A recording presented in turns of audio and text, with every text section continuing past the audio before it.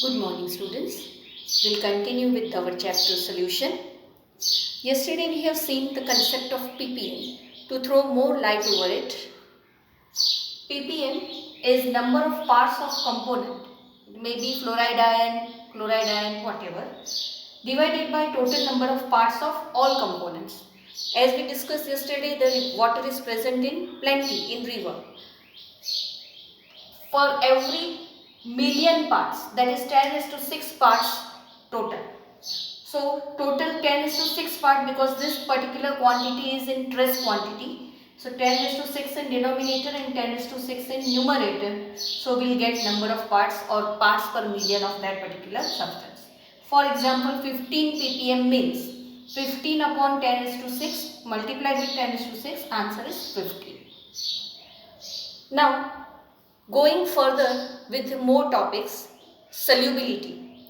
Solubility is denoted with letter S. We have seen it in 11th standard. We have defined it in 11th standard, solubility. Now, what is solubility? Solubility is amount of substance that can be dissolved in given amount of solvent at given temperature. So, maximum amount of substance which can be dissolved in given amount of solvent at given temperature. These two words are very important because solubility depends on some factors. Now the process of dissolving solute in given amount of solvent at given temperature is called dissolution. And as we carry out dissolution, we get two types of solution. One is saturated solution, another is unsaturated solution. Unsaturated solution means that particular solution in which at given temperature we can dissolve more solute. Means there is a scope for dissolving some more solute in it. So it will be called as unsaturated solution. Whereas saturated solution will be that solution in which no more solute can be dissolved in given amount of solvent at given temperature. For example, we take 50 ml of water and we go on dissolving 1 gram of NaCl in it, 2 gram, 3 gram. There will be some limit when in 50 ml of water we cannot dissolve any more NaCl.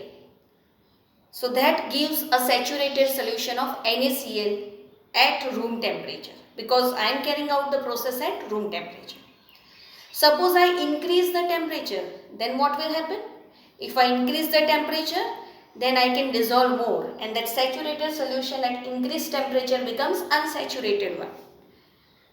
So factors which affect solubility of solid solute in liquid solvent is temperature and amount of solvent.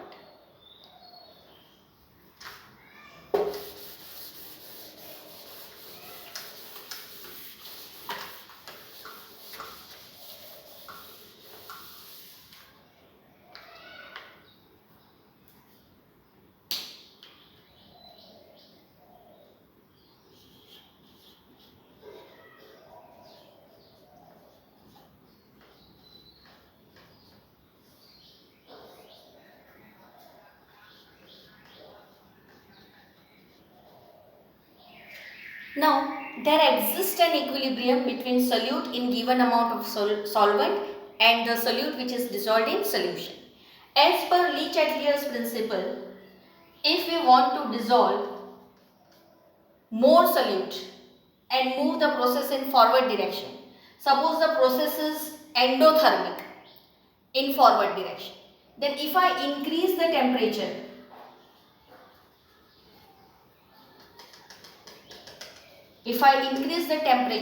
as per Le Chatelier's principle for endothermic process, the equilibrium shifts in forward direction. That is, increasing the temperature will increase solubility for endothermic process. But if the process of dissolution is exothermic, means amount of heat is given out, in that case if I increase the temperature, then as per Le Chatelier's principle, equilibrium shifts in backward direction and solute gets precipitated, means it comes out of solution. So increasing the temperature in case of endothermic and exothermic process will be different effect. So endothermic process, if I want to move in forward direction, I have to increase the temperature. Exothermic process, if I want to move it in forward direction, I have to decrease the temperature. Second thing is, this is effect of temperature or factors affecting dissolution of solid in liquid. Second thing is amount of solvent.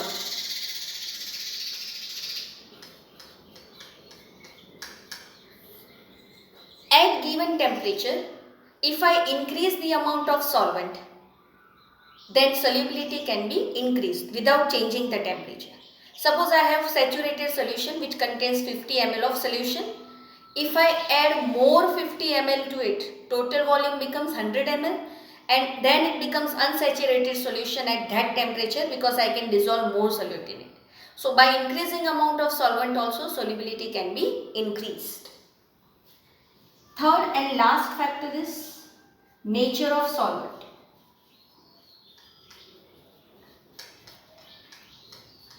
Dissolution or solubility of solid in liquid follows like dissolves like.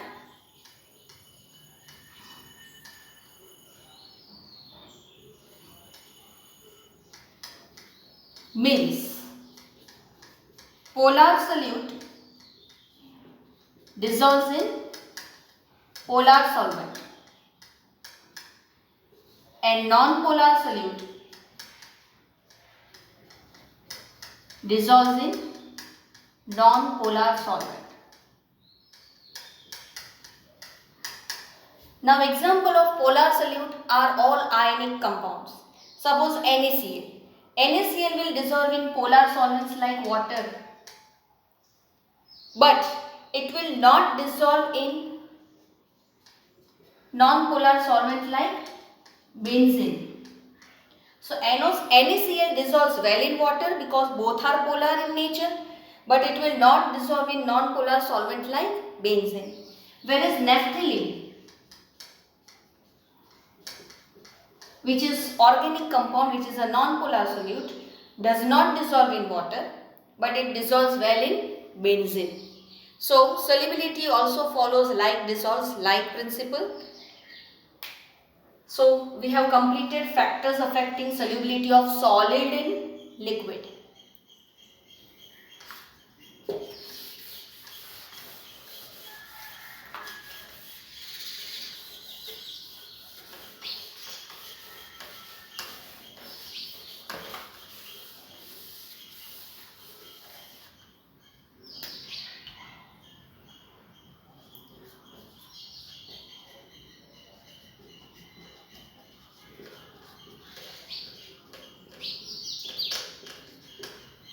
Next we have to study solubility of gas in liquid.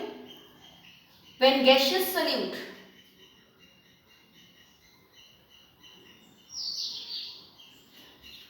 dissolves in solvent, there exists an equilibrium between solute and solution. So solution will contain dissolved gases, there will be a solvent, and here it will be undissolved gas. Now this particular process is exothermic. Dissolution of gas in liquid is always exothermic, whereas dissolution of solid in liquid may be exo or endo. So here there is only one case, that the process is exothermic. Because the process is exothermic, if I increase the temperature, exothermic in forward direction, so if I increase the temperature, as per Le Chatelier's principle, equilibrium shifts backwards.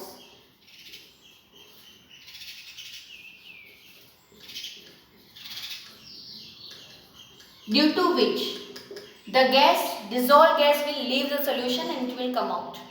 So increasing the temperature will decrease the solubility of gas in solvent because the process is specifically exothermic.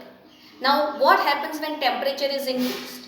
When temperature is increased, kinetic energy of the gaseous molecule increases, so they leave the solution and they come out. So solubility decreases. Second factor is pressure. Now if it is solid solute, pressure does not have effect over the dissolution process, because solids are incompressible but gases are compressible. So if I increase the pressure over the surface of solution on the gas, more and more gas molecule will enter the solution. In that case, solubility of gas increase. So increasing the pressure will increase the solubility of gas in liquid. Third factor which affects solubility of gas in liquid is nature of gas. Now if a gas is easily liquefiable gas, which easily converts to liquid, that will dissolve more as compared to gas which is not easily liquefiable. For example, CO2 is a slightly polar molecule. So CO2 will dissolve more than oxygen, because oxygen is non-polar molecule. So nature of gas, easily liquefiable gas will dissolve more.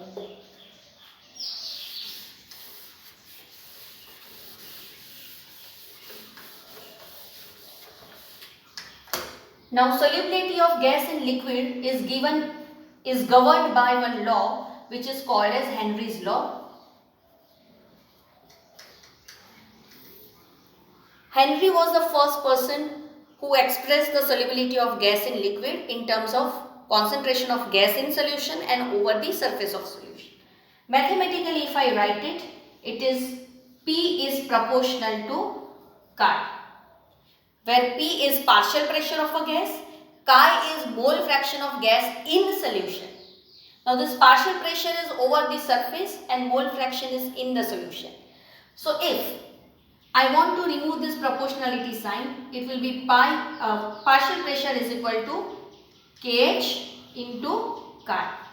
Partial pressure of a gas is equal to chi of gas. And the statement of Henry's law is the solubility of gas in solution. If solubility is expressed in terms of mole fraction, then mole fraction of gas in solution is directly proportional to partial pressure of a gas above the surface of solution. Once again listen, mole fraction of a gas in the solution is directly proportional to partial pressure of a gas over the surface of a solution at given temperature. So this is the mathematical statement. Gaseous mole fraction and gases partial pressure, and this we will be using for solving numericals. Now characteristic of KH. KH is Henry's law constant.